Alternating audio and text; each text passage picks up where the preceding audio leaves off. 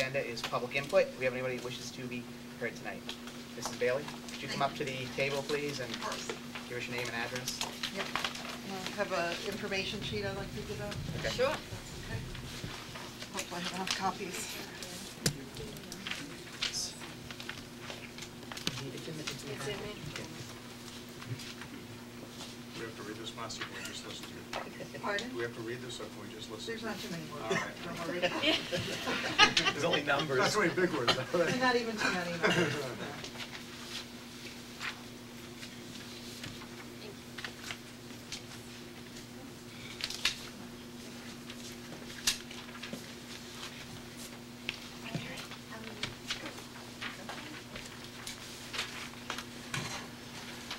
Good evening.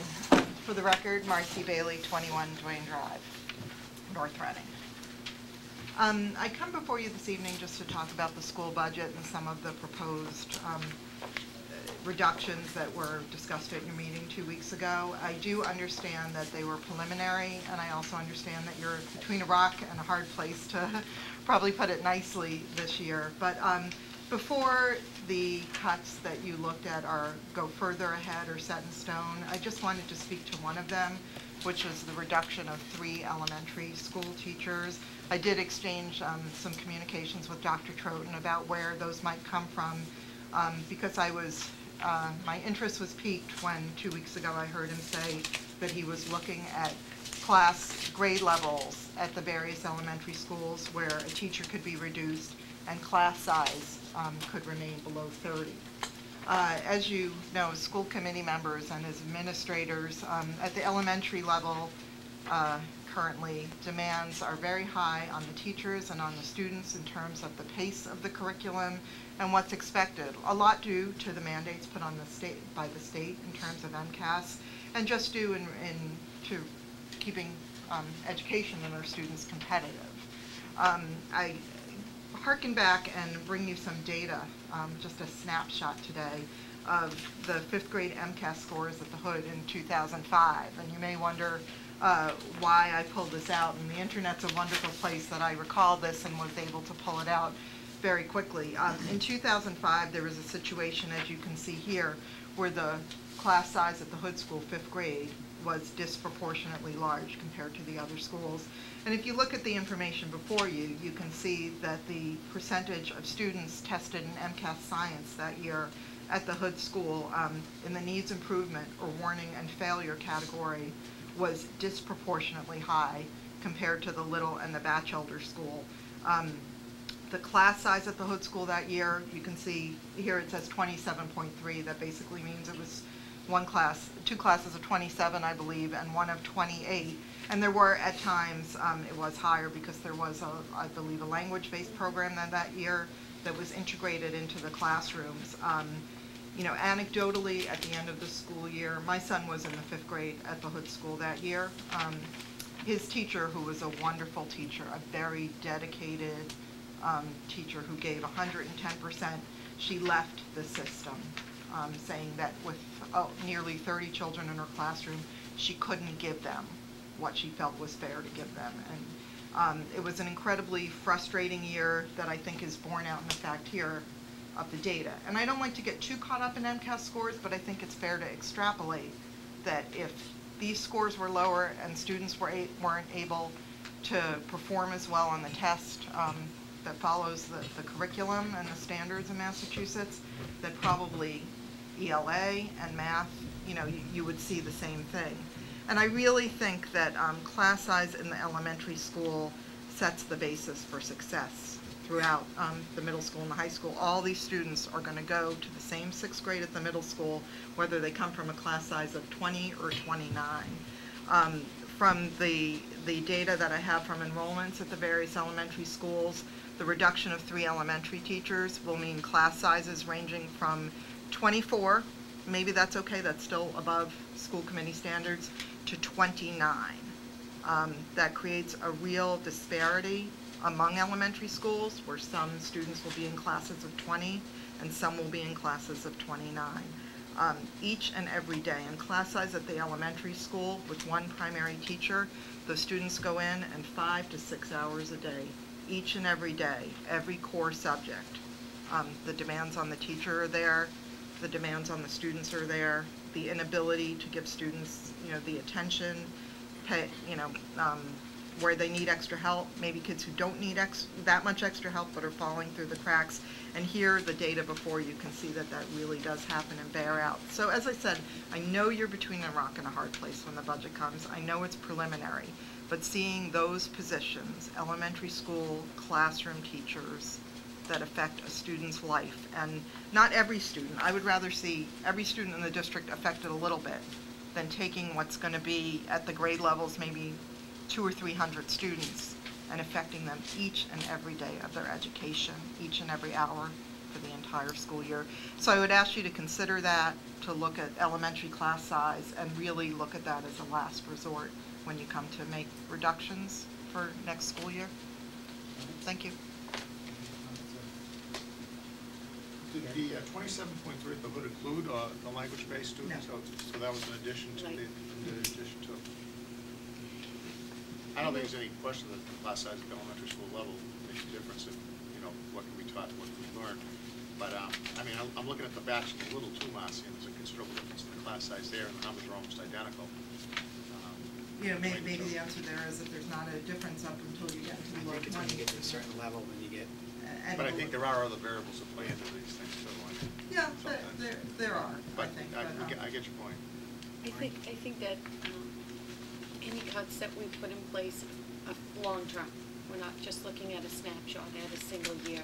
So I think what you would see is probably some spot redistricting, because if we have to reduce classroom teachers and we look at an inequity in classroom size, it's not just for 1 year, that we're going to have to.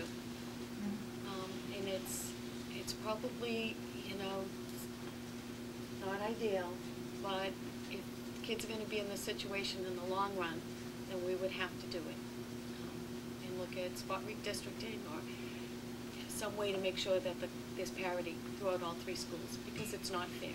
What happened that year just was not fair, even though we tried to put in, additional classroom aides and make sure that the teachers were strong teachers.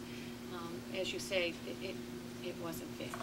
If you get to that point, you almost have to redistrict. You can't have 27 in one class and 17 in another. And That there's doesn't make several that you're sense. looking at, but Right. this did happen, and there's several that would be 29 in the 5th grade and the 4th grade at various schools, not just at one school next year. But perhaps, again, looking at something, maybe you need to spot redistrict, or maybe you need to look at a different program that affects all the students in the elementary schools, an hour a day, or, an hour a Right. week, rather than their primary education, putting 28 or 30 children in a stressed classroom with a stressed teacher for, 5 hours plus a day for 180 days a year.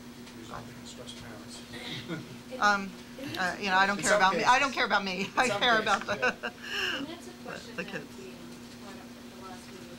Do we increase classroom sizes and jeopardize the learning, but keep the programs like art, music, and phys ed? Or do we let go of the programs and keep the classroom sizes small? And that's not just for the elementary, that's a middle school and high school as well. And, we have testing that we do, say, at the high school, like our SAT tests, that show that large classrooms do not work. And this shows the same thing. So, what should we do? Should we I'm going to assume that's a rhetorical. find a balance? I don't question. think there is a balance for the long term. We have to be able to support the budget multiple years. and I think one of my concerns in redistricting, I know it's a dirty word in any school district or town, but I do think it's something we're going to have to look at, because I've just seen us focus too much on our cutting or not applying enough revenues at the middle school and the high school, but to keep the classes smaller at the elementary school the last few years, which we want to do. So I think we have to, as you said, we have to try to balance it across the district, and that's going to be the challenge. I do think, and I'm sure it's not something that Dr. Troughton looks forward to, but I think redistricting is something we have to we have to think about. If we either have to cut teachers or just to balance the size of the classes throughout the system. And maybe there are, other creative ways that haven't been explored yet. I've heard, smart, smart allocation of the resources Right. used. And I don't, with all due respect, I think that cutting classroom teachers seems, it should be the last line of defense, not the first. Any other comments? The difficulty is that we're just so damn tight on resources all around that we have these problems to deal with. And somehow people just don't understand how tight the system is. We're really, I've said it too many times already with the 16 from the bottom, but that is the problem, that we just don't have enough money in the system to do the job the right way. Even, if we can tweak, but that isn't the real problem. The problem is that we just don't have enough resources to do the job.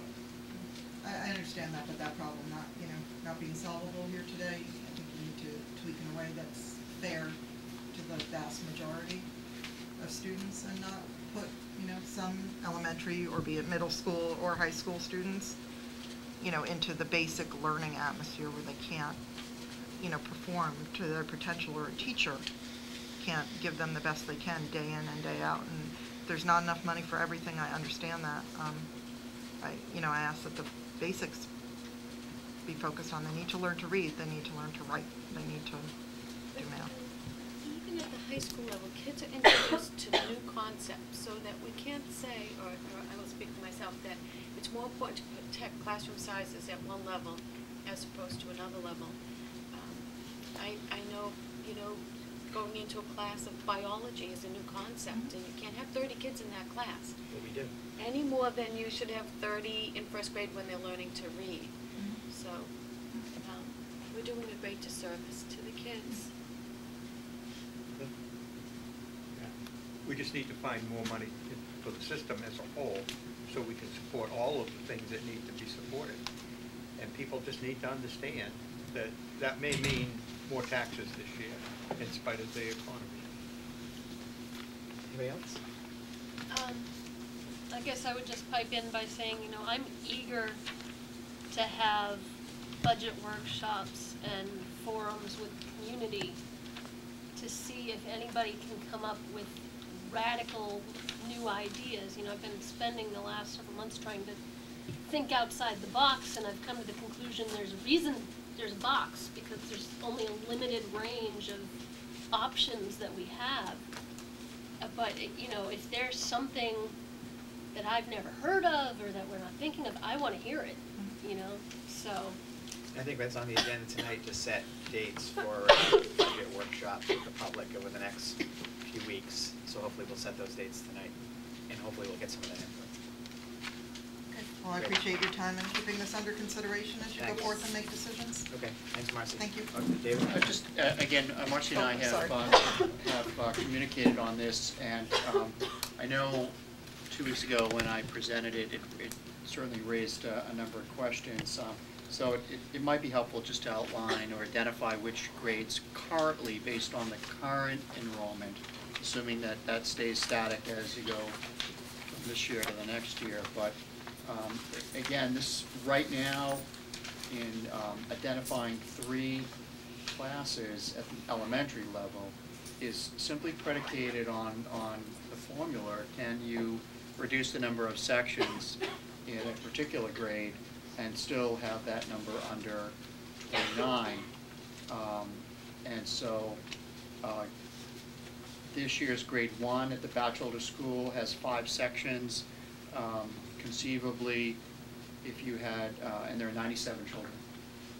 So if you had 4, if you drop 1 from 5 to 4, you would have upwards of 25 youngsters in a second grade class at the Batchelder School. Similarly, this year's 4th grade at the Batchelder School has 85 children in 4 sections, and 3 sections would bring that number to about 26.